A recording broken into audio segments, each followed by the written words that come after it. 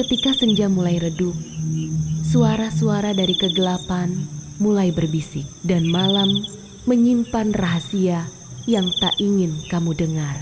Namanya Rika, seorang ibu dari 2 anak. Anak yang pertama bernama Ardi yang masih kelas 2 SD dan Rini yang baru berumur 5 tahun. Setelah suaminya, Dika, meninggal mendadak karena serangan jantung, dunia rasanya runtuh, semua terasa kosong. Rika tak hanya kehilangan pasangan, tapi juga kehilangan tulang punggung keluarga. Mereka sempat bertahan di rumah kontrakan kecil di Semarang, hidup dari sisa tabungan dan bantuan dari saudara almarhum suaminya. Tapi tabungan itu tak cukup. Setelah 3 bulan, Rika sadar Rika harus mandiri. Maka dengan berat hati, Rika memutuskan pulang ke kampung halamannya di Kabupaten Banjarnegara. Mereka tinggal sementara di rumah almarhumah Ibu Rika yang sudah lama kosong. Rumah tua itu berada tak jauh dari pasar tradisional Gondo Arum. Pasar yang setiap pagi dipenuhi aktivitas para pedagang kecil, ibu-ibu rumah tangga, tukang sayur, dan para pembeli langganan. Pasar itu seperti denyut nadi kecil dari desa. Berbekal sedikit sisa uang dan resep tempe bacem serta sambal goreng khas ibunya dulu, Rika memberanikan diri mulai berdagang. Impiannya sederhana, bisa mencukupi kebutuhan anak-anaknya dan menyekolahkan mereka tanpa harus bergantung pada siapapun. Ketika Rika datang ke kantor pengelola pasar, seorang pria tua berkumis tebal bernama Pak Surya menyambutnya. Ia mengelola kios-kios pasar dan sewa tempat. Kios masih ada, Bu Rika, tapi ya, hanya satu yang tersisa. Rika mengikuti langkah Pak Surya ke lorong belakang pasar. Semakin ke dalam, suasana pasar berubah. Semakin sunyi dan lembab, aroma amis bercampur jamur menyergap. Mereka berhenti di depan sebuah kios kecil. Kios itu tak seperti kios lain yang dipenuhi warna-warni cat dan aroma dagangan. Pintu kayunya lapuk, cat merah muda yang mengelupas memperlihatkan kayu tua yang menghitam. Di atas pintu tertempel angka 13 dari plat logam usang. Angka itu tampak menyala aneh meskipun tertutup bayangan. Kios ini sudah lama kosong. Gak ada yang betah lama-lama, Bu, kata Pak Surya sambil membersihkan debu dari gagang pintu. Kenapa? Tanya Rika. Pak Surya ragu menjawab. Macem-macem, Bu. Ada yang bilang karena lembab, dagangan cepat basi. Ada juga yang katanya, ya, suka diganggu. Rika mengernyit. Diganggu? Maksudnya? Ia hanya tersenyum kecut dan membuka pintu. Kalau ibu serius mau mulai, sewa kios ini separuh harga. Yang penting bisa usaha. Dalam hatinya bergidik, tapi dompetnya lebih kosong dari rasa takutnya. Dan kata orang, tempat usaha bisa disucikan, diberkahi selama kita niat baik. Makanya Rika terima. Hari berikutnya, Rika datang lebih pagi, membawa sapu, air pel, dan beberapa kemenyan serta bunga melati. Rika bersihkan seluruh bagian kios. Banyak sarang laba-laba di langit-langit. Beberapa tikus mati di bawah meja. Rika menahan mual sambil terus menyapu dan mengepel. Saat membersihkan sudut laci bawah meja, tangannya menyentuh sesuatu. Sebuah benda terbungkus kain putih. Saat dibuka, terlihat sebuah boneka kecil dari akar pohon dililit kain kafan kusam. Benda itu memancarkan bau busuk yang membuatnya ingin muntah. Rika segera membungkusnya lagi dan membuangnya ke tempat sampah di belakang pasar. Lalu Rika siram kios dengan air bunga dan membakar kemenyan. Di dalam hati, Rika berdoa lirih. Ya Allah, jika tempat ini memang buruk, jauhkan aku dan anak-anakku. Tapi jika ini jalan rezeki, berkahilah. Rika mulai berdagang hari itu. Di etalase, kaca bekas tertata tempe bacem, tahu goreng, sambal goreng krecek, dan nasi uduk. Warungnya sederhana, tapi bersih. Beberapa pembeli lewat dan mulai membeli. Seorang ibu membeli 3 bungkus. Seorang bapak tukang becak memesan 2 porsi makan di tempat. Rika senang, meski suasana kios terasa aneh, seperti selalu ada mata yang mengawasi dari lorong belakang, dan udara di dalam kios lebih dingin dibanding tempat lain. Namun hari pertama berjalan cukup baik. Dagangan habis menjelang siang. Rika pulang dengan hati lega, membawa uang 178.000 dari hasil jualan. Namun malam itu, gangguan mulai terasa. Di rumah, Rika terbangun pukul 2 dini hari karena mendengar suara pintu kios berderit, padahal Rika sudah menutupnya. Rika mengintip lewat jendela. Rumahnya memang tak jauh dari pasar. Samar-samar, Rika melihat sosok bayangan berdiri di depan kios nomor 13. Sosok itu membungkuk seperti sedang melihat ke dalam etalase, lalu perlahan menghilang begitu saja ke dalam dinding kios. Rika terpaku. Keesokan harinya, Rika simpan semua itu sebagai mimpi buruk. Tapi ternyata itu baru permulaan. Hari-hari berikutnya berjalan mengejutkan. Kios nomor 13 yang selama ini dikatakan membawa sial justru membuat dagangannya laris. Di hari ketiga, Rika mulai kewalahan. Nasi uduk habis sebelum pukul 9. Tahu dan tempe gorengnya tandas. Bahkan sambal goreng krecek yang biasanya kurang laku pun disukai para pembeli. Tapi semua ini terasa berjalan terlalu baik, terlalu cepat. Namun semakin ramai dagangannya, semakin banyak hal aneh yang mulai Rika rasakan. Pertama, setiap pagi saat membuka kios, Rika mencium bau tanah basah, bukan dari luar, tapi dari dalam kios. Bau yang seperti berasal dari liang kubur. Rika sempat berpikir, mungkin karena letaknya di lorong belakang yang lembab. Tapi saat Rika tanya kepada Pak Surya, ia hanya diam lama, lalu berbisik, kalau pagi ada bau tanah, jangan tanya dari mana, jangan dibersihkan pakai tangan kosong. Rika makin gelisah, tapi rasa takut tertutupi oleh hasil dagangan. Uang hasil jualan bisa membayar listrik, membeli susu anak-anaknya, dan mulai menabung sedikit demi sedikit. Rika bahkan bisa mengganti seragam sekolah Ardi yang sobek.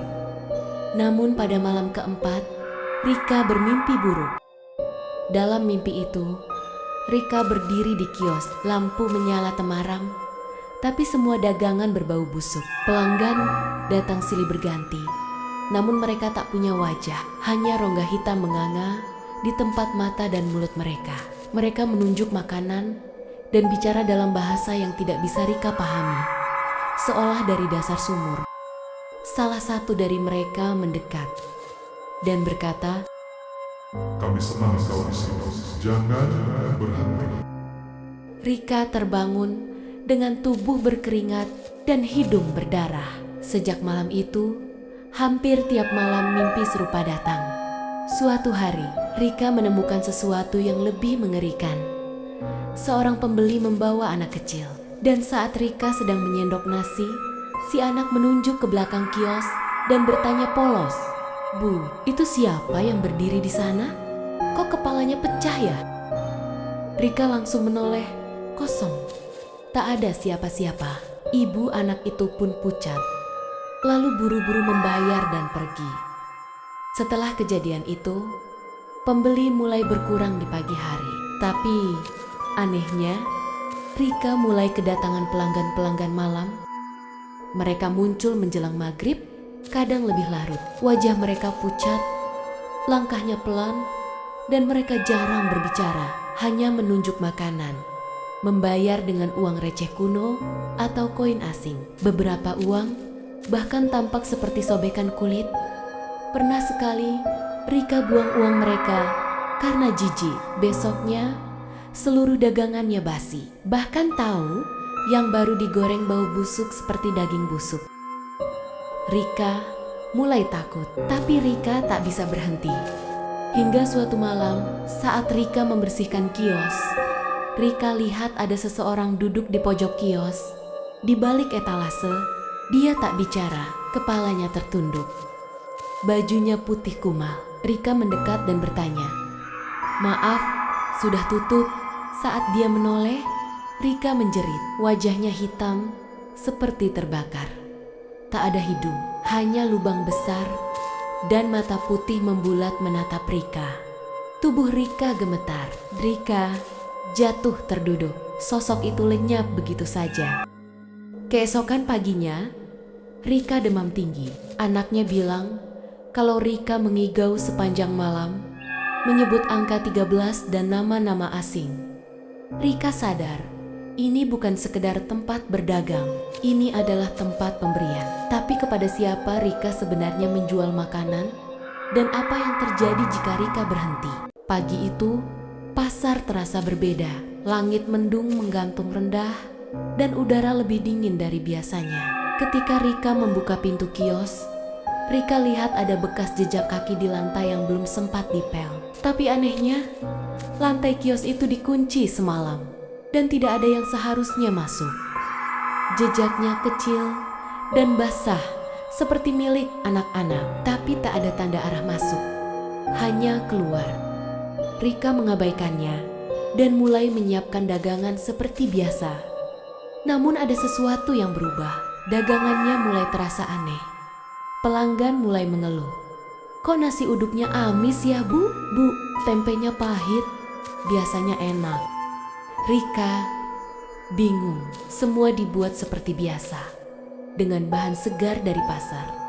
Tapi rasa makanannya memang berubah. Malam sebelumnya, Rika bermimpi tentang dapur tua berlantai tanah, di mana sesosok wanita tua memasak sambil menangis. Tangannya gosong, tapi terus mengaduk panci besar berisi cairan hitam. Mimpi itu terasa nyata. Bahkan saat bangun, Rika mencium aroma hangus yang sama seperti dalam mimpi. Sore hari, saat sedang membereskan kios, Bu Lastri, tetangga kios Rika, mendekat dengan ekspresi serius. "Rika, kamu harus tahu soal kios itu." Aku nggak tahan diem. Rika menatapnya, kaget. Ia menghela napas panjang. "Dulu, sebelum kamu, ada pedagang namanya Bu Sri. Jualan nasi juga, kayak kamu. Awalnya rame, tapi makin lama, dia makin aneh. Suka ngomong sendiri, dan tiap malam katanya ada yang minta dibungkusin makanan. Dia nurut aja, sampai suatu hari, dia hilang. Hilang, ya, nggak pulang-pulang. Kios ditutup polisi, tapi nggak ada yang tahu kemana dia.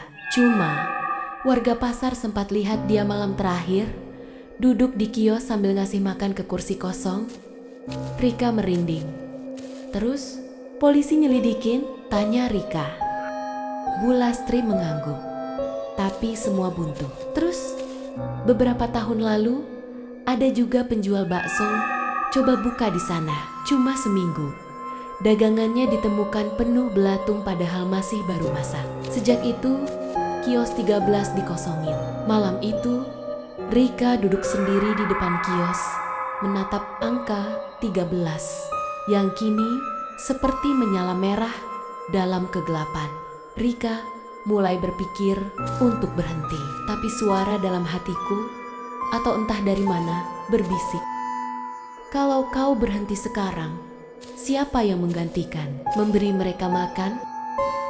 Keesokan harinya, Rika mencoba tidak ke kios, tapi jam 2 siang, Rini anaknya mendadak kejang di rumah.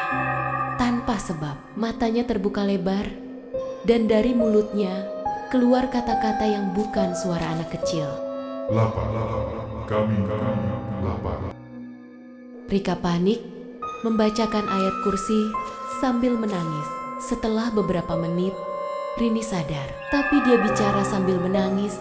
"Bunda, jangan tutup warung." Mereka marah, hatinya hancur. Rika tahu, mereka tidak hanya menginginkannya, mereka juga mengincar anak-anaknya. Malam itu Rika kembali ke kios, menyalakan lampu, tapi kali ini Rika tidak menjual apapun. Rika duduk diam, menunggu. Jam 11 malam, mereka datang. Sosok samar, Beberapa tampak seperti manusia, yang lain terlalu rusak untuk disebut begitu. Mereka duduk di bangku, menatap Rika, salah satunya wanita tua dari mimpinya, berdiri di dekat pintu dan berkata, "Besok, giliranmu yang memberi makan." Di pojok matanya, selalu terasa ada yang mengintai. Piring-piring di rumah terkadang terisi sendiri. Ardi pernah bertanya, "Bu, siapa yang makan tengah malam?" Rika lihat bayangan dari dapur. Rika hanya menjawab, "Mungkin mimpi." Tapi Rika tahu, itu bukan mimpi. Tiap pagi saat Rika membuka kios, aroma tanah dan bunga melati selalu menyambut lebih dulu dari cahaya matahari. Orang-orang mulai membicarakannya. Ada yang bilang Rika memakai pesugihan. Ada pula yang menyarankan Rika datang ke kiai kampung. Tapi mereka tak tahu, Rika tak pernah meminta semua ini. Suatu malam, Rika memberanikan diri menemui Pak Surya. Ia menyambut Rika di rumahnya yang terletak di pinggir kebun tebu. Setelah Rika ceritakan semua, dia terdiam lama. Lalu ia berkata, "Sudah waktunya kau tahu, kios nomor 13 dibangun di atas sisa bekas sumur tua. Dahulu, saat pasar ini belum ada, tempat itu adalah tempat pembuangan mayat korban kerusuhan politik. Mereka yang tidak dikenal dikubur massal di sana. Tapi karena letaknya strategis, pasar tetap dibangun. Hanya satu kios yang selalu bermasalah." "Ya, kios itu. Lalu kenapa disewakan?" tanya Rika, menahan amarah. "Kami tak bisa membongkarnya. Sudah pernah dicoba, tapi selalu gagal. Alat-alat rusak, orang yang kerja jatuh sakit, jadi kami biarkan. Tapi tempat itu harus tetap diberi makanan, agar yang di bawah tak keluar mencari sendiri." Rika terdiam, mulutnya kering. "Jadi, selama ini aku memberi makan?" Pak Surya mengangguk pelan. "Kau bukan yang pertama, tapi kau yang paling lama bertahan. Mungkin karena niatmu baik." Rika pulang dengan langkah goyah. Malam itu, Rika melihat sesuatu di dapur rumah. Seorang wanita tua duduk memegang Rini yang tertidur. Rika berteriak, tapi wanita itu hanya menoleh dan berkata, "Tak usah takut. Aku hanya menjaga. Selama kau memberi, kami tidak mengambil." Besoknya, Rika ke pasar lebih pagi. Tapi Rika tak membuka kios. Rika berdiri di tengah lorong pasar dan berteriak, "Siapapun yang berani, datanglah ke kios 13 malam ini. Lihat apa yang sebenarnya kalian tinggalkan padaku." Tak ada yang menyahut. Malam itu, Rika membawa sesajen, nasi putih, ayam panggang, dan bunga 7 rupa. Rika taruh di meja kios. Kios itu gelap, tapi Rika tidak menyalakan lampu dan membiarkan mereka datang seperti biasa. Dan benar, satu persatu mereka muncul. Sosok-sosok tanpa wajah, wajah terbakar, anak kecil tanpa mata. Bayangan panjang seperti kabut berjalan. Semua duduk, diam, mengelilingi Rika. Rika menunduk, tak berani melihat. Wanita tua itu datang lagi, berdiri di tengah kerumunan. Ia berkata, "Kau telah memberi lebih dari yang kami harapkan. Sekarang kau boleh pergi. Tapi harus ada pengganti." Rika mengangkat wajah. "Tidak, aku tak mau anakku yang kalian ambil." Ia tersenyum samar. "Kami tak mau yang tidak bersedia, tapi seseorang harus menjaga tempat ini. Jika tidak, sumur akan terbuka kembali." Rika bingung. Lalu siapa? Dari arah gelap lorong pasar muncul seseorang. Itu Pak Surya. "Aku yang jaga. Sudah waktunya aku menebus dosa karena terus menyewakan tempat ini." Wanita tua itu mengangguk, lalu berbalik. Satu persatu sosok lainnya menghilang. Angin dingin menerpa wajah Rika, lalu sunyi.